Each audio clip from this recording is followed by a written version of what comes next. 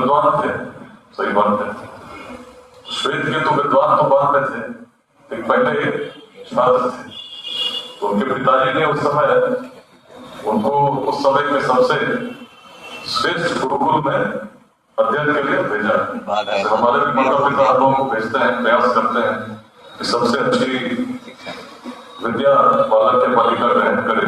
उस प्रकार श्वेत केतु के पिता का नाम था महर्षि उद्दालक।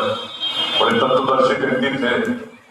उनकी बद्धता की चर्चा उस काल में सर्वत्र होती थी।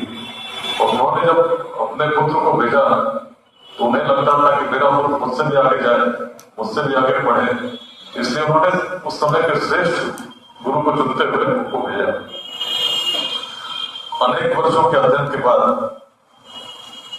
जब श्वेत केतु लौट कर आए तो जैसा कि हर पिता पूछता है, तो उद्दालक ने भी अपने पुत्र से पूछा कि क्या तुमने अध्ययन पूर्ण कर लिया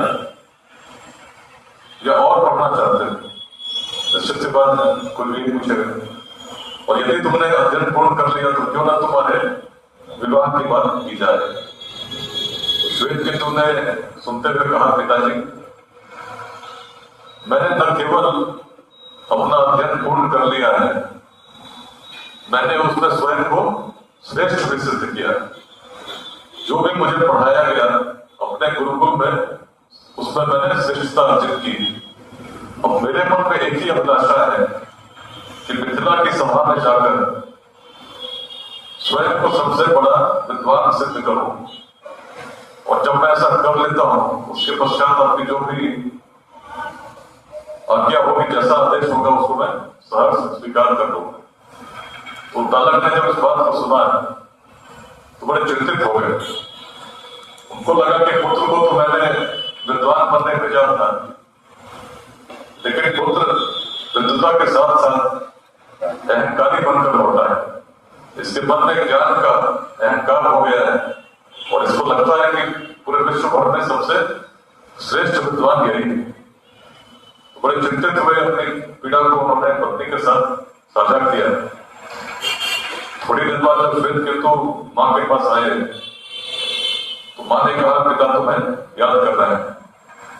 श्वेत केतु गए पिता के पास, पूछा उन्होंने, पिताजी आपने मुझे बुलाया है क्या? उद्दालक ने बैठने को इशारा किया और अपने काम में व्यस्त हो गए। बहुत देर तक श्वेत केतु सोचते रहे पिता ने क्यों बुलाया है। अंततः उन्होंने पूछा, पिता आपने मुझे क्यों बुलाया है? तो पिताजी ने कहा, मैं जानना चाहता हूं कि तुम क्या क्या जानते हो। तो श्वेत केतु ने फिर बड़े गर्व के साथ कहा, मैंने चारों वेदों का अध्ययन कर लिया है, सभी वेदांगों का अध्ययन किया है, सभी तत्व सभी सिद्धांत गुरुकुल में जो भी पढ़ाया गया है सभी में मैं श्रेष्ठ हूं। तो आप मुझसे प्रश्न कर सकते हैं। तो उद्दालक ने कहा, मैं तुमसे 3 प्रश्न करूंगा। यदि तीनों प्रश्नों का उत्तर तुमने दे दिया उसके बाद तुम मिथिला की सभा में जा सकते हो। लेकिन मेरे पहले प्रश्न का उत्तर दो, तुमने इतना कुछ अध्ययन किया है, मुझे ये बताओ, क्या तुम उस तत्व को जानते हो जिसको जानने से जो नहीं देखा जा सकता उसको देख सकते हैं? अब श्वेत केतु ने जब प्रश्न सुना, ऐसा कौन सा तत्व हो सकता है जिसको जानने से जो नहीं देखा जा सकता उसको देख सकते हैं? उसने बहुत सोचा, जो भी पढ़ा था सबका स्मरण किया और फिर कहा, पिताजी मैं इस तत्व को तो नहीं जानता हूं। गुरुकुल में इस तत्व की कहीं चर्चा ही नहीं हुई, पढ़ाया तो बहुत कुछ किया लेकिन इस तत्व के बारे में नहीं बताया। तो उद्दालक ने कहा, ठीक है, मैं दूसरा प्रश्न पूछता हूं, क्या तुम उस तत्व को जानते हो जिसको जानने से जो नहीं सुना जा सकता उसको सुन सकते हैं? श्वेत केतु फिर से, उसके मन में तो भाव था कि मैं सबसे बड़ा विद्वान हूं, मैं सबसे बड़ा श्रेष्ठ हूं। उसने बहुत सोचा, फिर कहा कि गुरुकुल में इस तत्व की चर्चा नहीं की गई। उद्दालक ने फिर तीसरा प्रश्न पूछा, ये बताओ, क्या तुम उस तत्व को जानते हो जिसको जानने से जिसका चिंतन संभव नहीं, उसका चिंतन संभव हो जाता है। और श्वेत केतु और विचलित हुआ कि मैंने इतना कुछ पढ़ा, बताइए इस तत्व की चर्चा तो कहीं हुई नहीं। उसने पिता से कहा, पिताजी मैं उस तत्व को नहीं जानता हूं जिसको जानने से जो नहीं देखा जा सकता उसको देख सकते हैं, जो नहीं सुना जा सकता उसको सुन सकते हैं, और जिसका चिंतन संभव नहीं उसका चिंतन संभव हो जाता है। बोला ऐसा कौन सा तत्व हो सकता है? आप भी मेरा मार्गदर्शन कीजिए। क्योंकि गुरुकुल में इस तत्व की चर्चा तो की नहीं गई। तब वो तत्व लगा के लगता है अब श्वेत केतु कुछ ग्रहण करने की अवस्था में है। तो उन्होंने संवाद करना शुरू किया और दोनों जहां बैठे थे बगल में मिट्टी के कुछ बर्तन रखे हुए। मिट्टी के बर्तन देखे ना, तो मिट्टी के बर्तन रखे थे। पिता ने इशारा किया और पूछा बताओ ये क्या है? फिर केतु ने देखते हुए बड़े सहज भाव के साथ कहा ये तो मिट्टी के बर्तन है। पिता ने कहा तुमने बिल्कुल सही कहा है, ये मिट्टी के ही बर्तन है। जो व्यक्ति मिट्टी को जानता है यदि इन बर्तनों को देखेगा, बर्तन किसी आकार के हों, किसी प्रकार के हों, कभी भी बने हों, लेकिन देखते ही कहेगा मिट्टी के बर्तन, क्योंकि वो व्यक्ति मिट्टी को जानता है। तो बर्तन किसी प्रकार का भी बने, किसी आकार का हो, देखकर कहेगा मिट्टी का बर्तन है। दूसरी तरफ कुछ आभूषण रखे थे। तो पिता ने इशारा किया, बताया, पूछा बताओ ये क्या है? श्वेत केतु ने देखते हुए कहा ये तो सोने के आभूषण है। पिता ने कहा तुमने बिल्कुल सही कहा, ये सोने के ही आभूषण हैं। ऐसा तुम इसलिए कह रहे हो क्योंकि तुम सोने को जानते हो।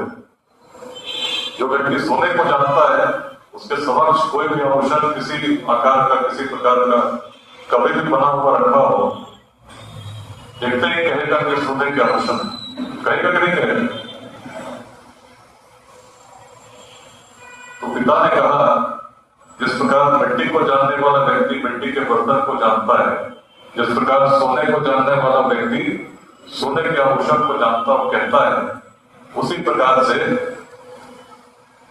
जिस तत्व को जानने से जो नहीं देखा जा सकता उसको देख सकते हैं, जो नहीं सुना जा सकता उसको सुन सकते हैं, और जिसका चिंतन संभव नहीं उसका चिंतन संभव हो जाता है। वह तत्व तो सर्वत्र विद्यमान है।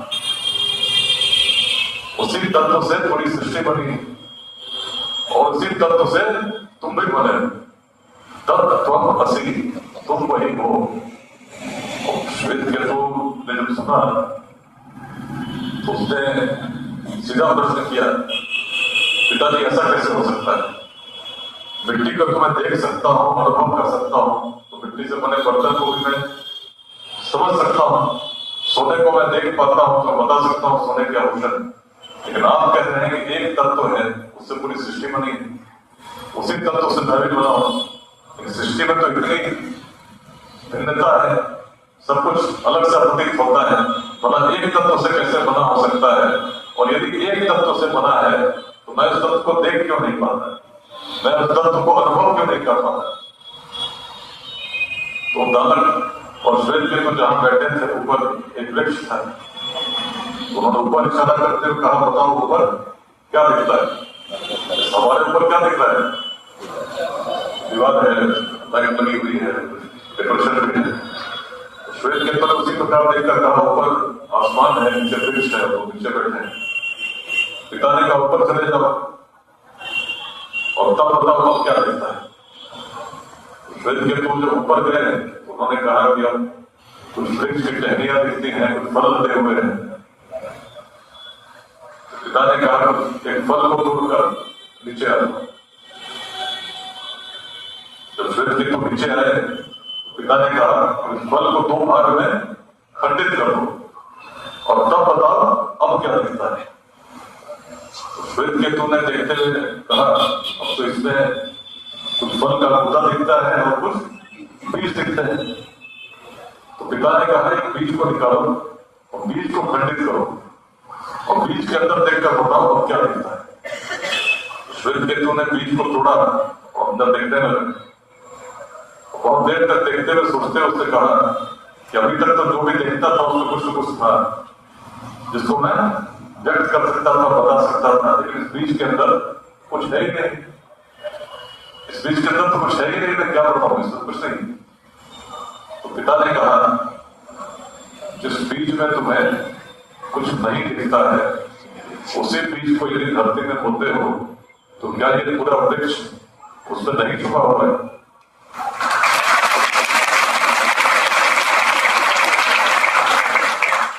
जिस बीज के अंदर तुम कुछ नहीं देख पा रहे हो तो पूरा संदेश पूरे वृक्ष का है।